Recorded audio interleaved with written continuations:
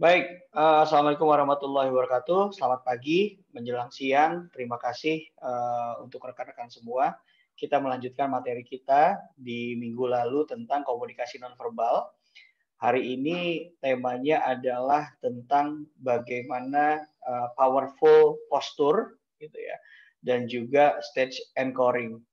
Nah, bicara tentang powerful posture dan juga stage anchoring itu merupakan bagian dari body language atau bahasa tubuh ya. Bahasa tubuhnya di minggu lalu kita sudah banyak bahas ya, gimana ada bahasa mata, ya, gerakan kepala kita juga gitu ya.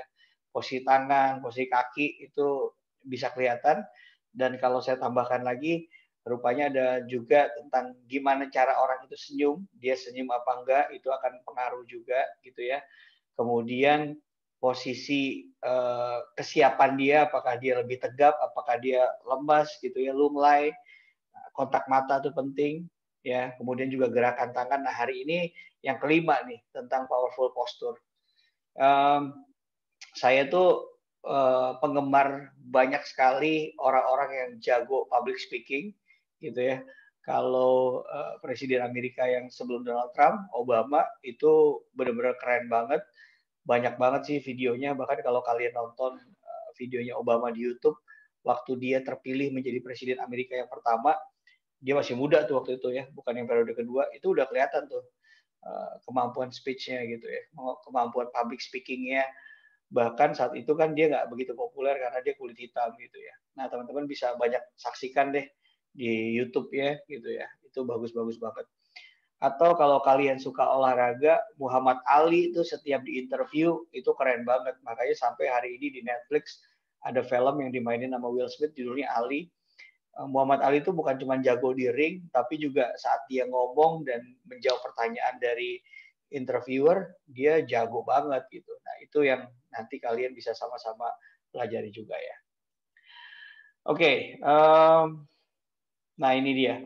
Bicara tentang body language, berbicara juga tentang komunikasi gitu ya. Kalau kemarin saya udah informasikan bahwa ternyata bahasa nonverbal gitu ya, itu penting sekali. Makanya dari apa yang kita lihat itu mempengaruhi 55% yang orang lain rasakan gitu atau yang kita rasakan. Dan juga vokal kita gitu. Jadi boleh jadi ada orang omongannya nggak nyakitin, tapi kamu bisa ngelihat dari gestur tubuh dia, kamu bisa nyimpulin, wah orang ini kayaknya nggak cukup ramah ya. Gitu ya.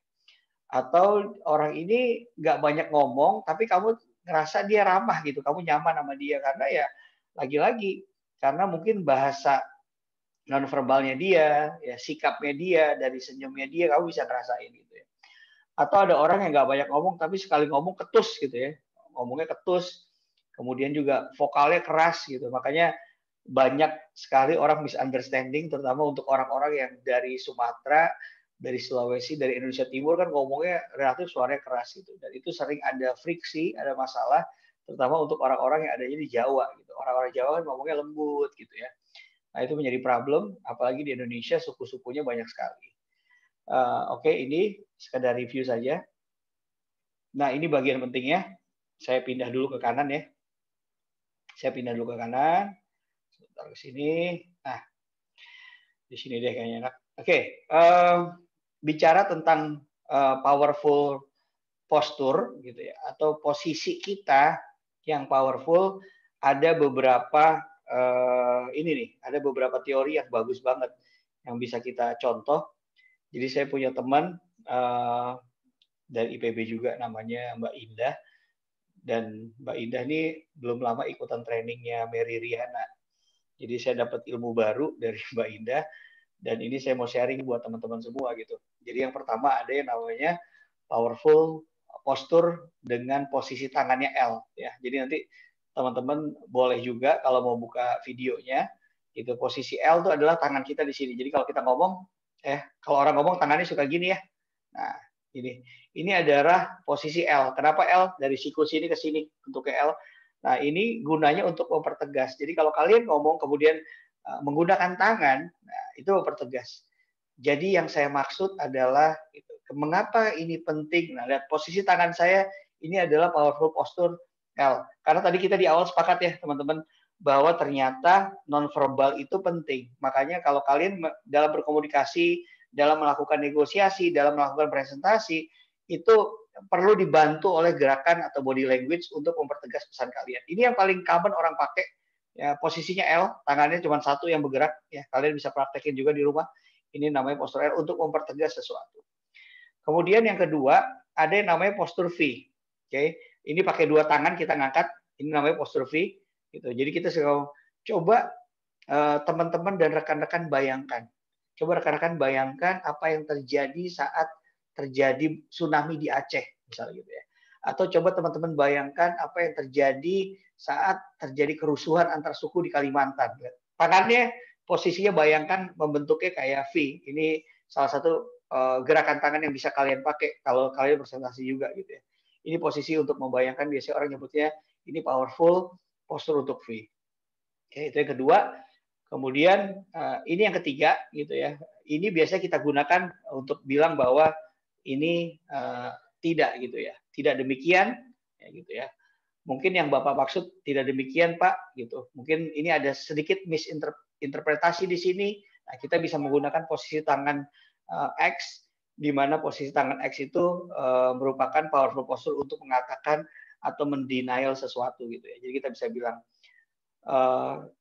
apa yang Bapak maksud mungkin baik, namun Pak tidak semuanya. Nah, jadi kita bisa menggunakan posisi ini gitu ya. Tapi ini tidak secara rutin posisi kita begini, tapi memang ada poin atau ada kalimat tertentu yang memang perlu kita pertegas untuk melakukannya dengan posisi X, gitu ya. Kemudian ada juga powerful posture, posisinya U, gitu ya. U itu gimana? Untuk biasanya gini nih, orang kalau udah ngobrol mau ngasih tahu dia bisa menggunakan gerakan jarinya. Misalnya gini, suatu saat ya, bayangin kita ini manusia, kita tuh kecil sekali dibanding bahwa di atas bumi banyak lagi planet yang lebih luas. Lihat, dia bayangin ini kecil sekali, atau misalnya gini, seandainya upaya ini semakin kita perbesar, nah ini posisinya, jadi maininnya UU tuh gini nih, ya. Jadi dia menunjukin bahwa ini kecil, kemudian ini besar. Nah, kalian ngerasain kalau ada orang yang ngomong kemudian menggunakan posisi gini, ya, kecil, kemudian oh ya lama-lama ini menjadi besar, gitu ya. Mungkin boleh jadi ini awalnya kecil sekali, tidak ada apa-apanya gerakan ini, tapi kegiatan social planner ini lama-lama besar. Nah, bisa menggunakan postur U juga, menggunakan tangan seperti ini. Ya, ini postur powerful postur U ya. Kemudian ada yang namanya H ya. H itu di bahasa Inggrisnya dibaca H, jadi kita ngomong H, tunggu dulu gitu ya. Atau kalian bisa pakai ini misalnya untuk gini. Untuk teman-teman semua yang hadir di sini terima kasih. Tapi H, tunggu dulu, jangan pulang dulu karena kita masih punya hadiah yang menarik. Nah, posisi ini bisa dipakai nih teman-teman ya. Tadi kalau L tangan satu, dia H, dia H, tunggu dulu gitu ya. Kalau kalian ingin sukses dan segala macam, tunggu dulu. Harus tahu dulu nih, harus nonton dulu tips-tips ini gitu. Jadi ada gerakan H gitu. Kenapa H? Karena di sini gitu ya, nyatu sama badan kita jadi kayak huruf H gitu. Ini namanya powerful postur H gitu ya. Nanti kita sama-sama praktekin ya.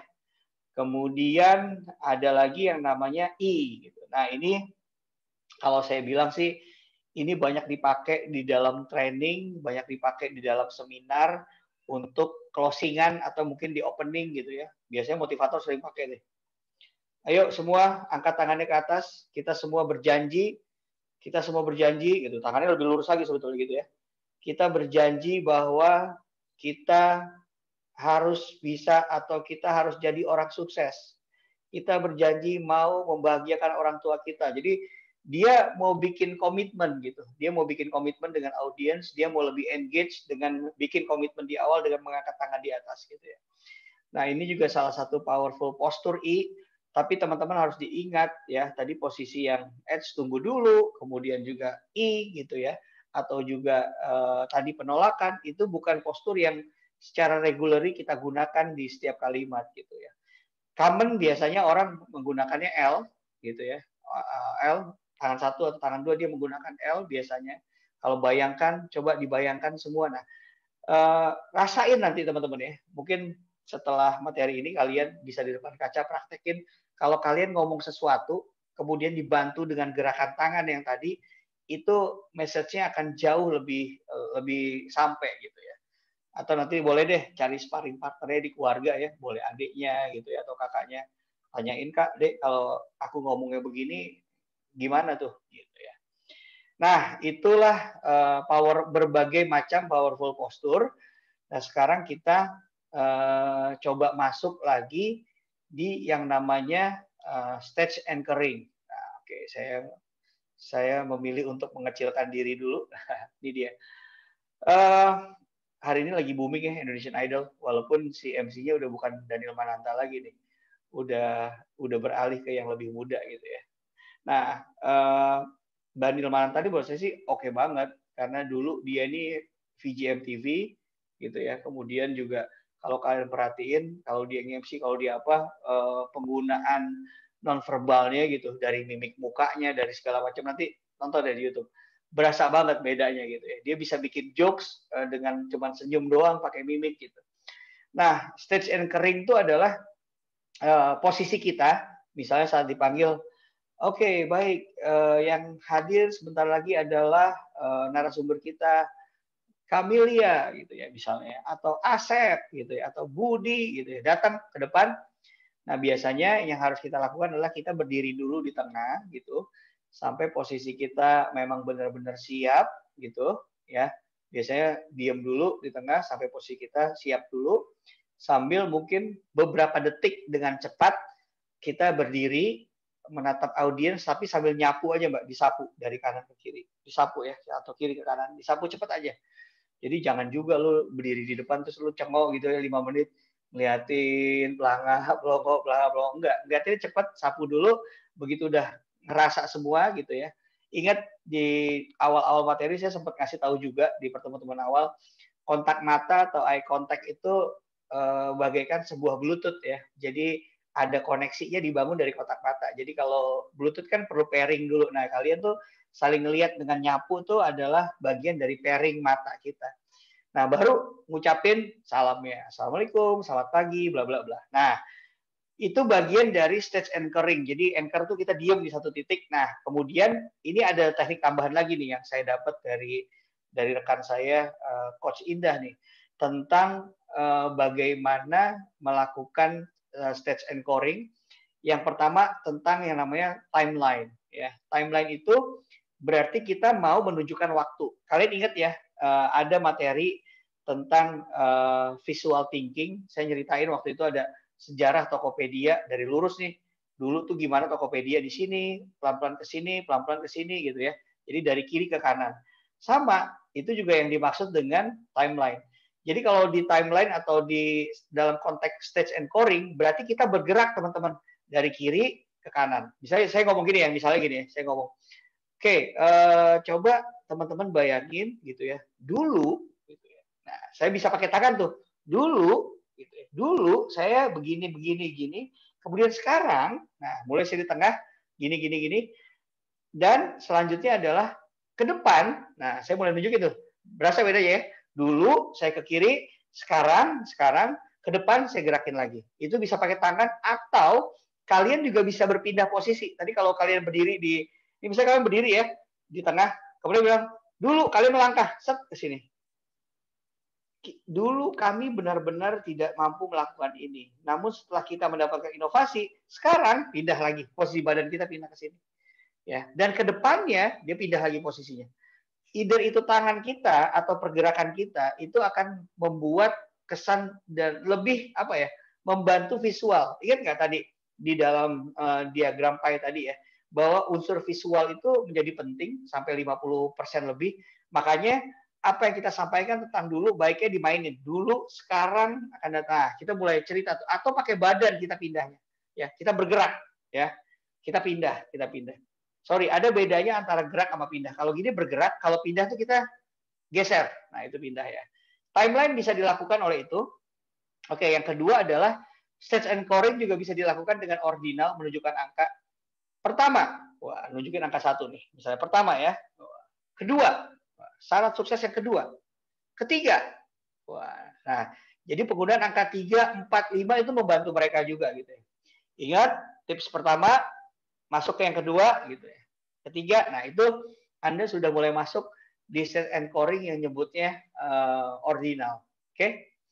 Kemudian bicara juga tentang stage anchoring, kita juga bisa melakukannya setelah tadi kita tahu timeline, juga ordinal, kita juga bisa interaktif. Nah, interaktif itu bisa dengan pertanyaan atau juga bisa lewat sebuah instruksi atau permintaan. Oke. Kita belajar dalam opening presentasi, teman-teman ya. Kita belajar tuh tentang dalam opening presentasi, di mana dalam opening presentasi itu kita diminta awalnya kan menyebutkan nama gitu ya. Kemudian membuat happy dengan memuji gitu kan. Sebutin nama kita. Tadi sudah salam, memuji nama kita, kemudian maksud dan tujuan. Terakhir kan kita kasih colekan kan. Nah, kemarin tuh kita belajar tentang colekan. Salah satu colekan adalah pertanyaan. Nah, pertanyaan terbuka. Nah, kalian juga bisa menggunakan itu. Misalnya, aduh, kok kayaknya garing nih, masih pagi-pagi. Nah, yang lebih PR lagi adalah saat kita nih, teman-teman, lagi ngisi acaranya itu pagi banget. Kamu menjadi narasumber pertama. Itu biasanya mereka masih malas-malesan. Atau kamu ngisi materi di akhir. Orang udah capek banget gitu ya.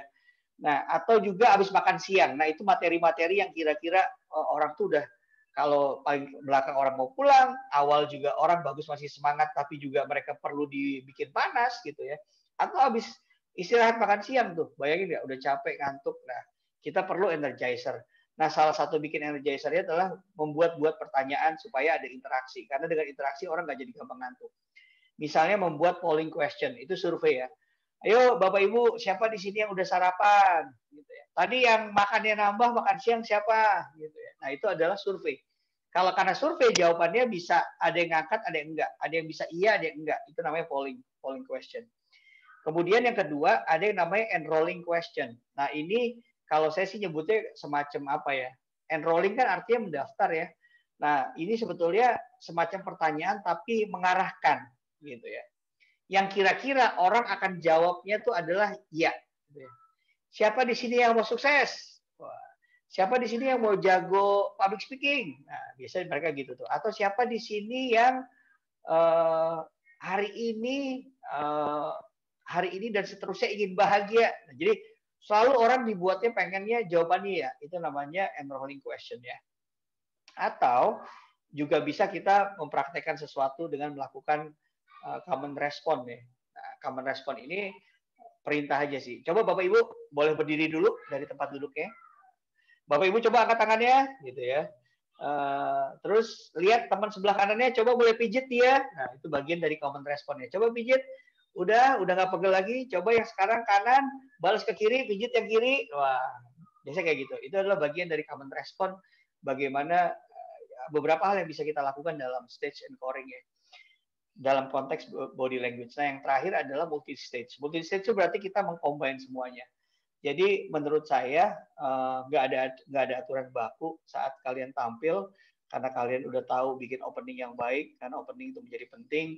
Bagaimana mendeliver itu menjadi sebuah struktur gitu ya. Nah, kemudian juga setelah UTS ini kan kalian mulai belajar tuh bahasa nonverbal tuh apa sih. Dan hari ini bahasa nonverbal di materi kemarin saya coba kaitin dengan konteks kalian dalam melakukan presentasi. Jadi teman-teman nanti di saat mata kuliah lain atau di saat dunia kerja mungkin kalian lagi kerja ya di meeting mingguan, meeting bulanan gitu ya di kantor kalian bisa mulai menerapkan ini ya. Jadi memperkuat dengan gestur-gestur ya dengan gestur-gestur untuk bisa melakukan ini semua gitu. Atau bisa tadi yang tadi bilang ada ya Pak ini pengaruhnya kecil sekali namun sekarang wah lebih enak ya timeline-nya mulai dipakai gitu. Yang pertama Pak, yang kedua Pak, yang ketiga Pak. Jadi badannya hidup dengan itu message kalian lebih terdeliver sih. Baik teman-teman, ini materi tentang powerful posture dan juga stage anchoring. Kita lanjutin nanti dengan diskusi ya. Terima kasih. Assalamualaikum warahmatullahi wabarakatuh.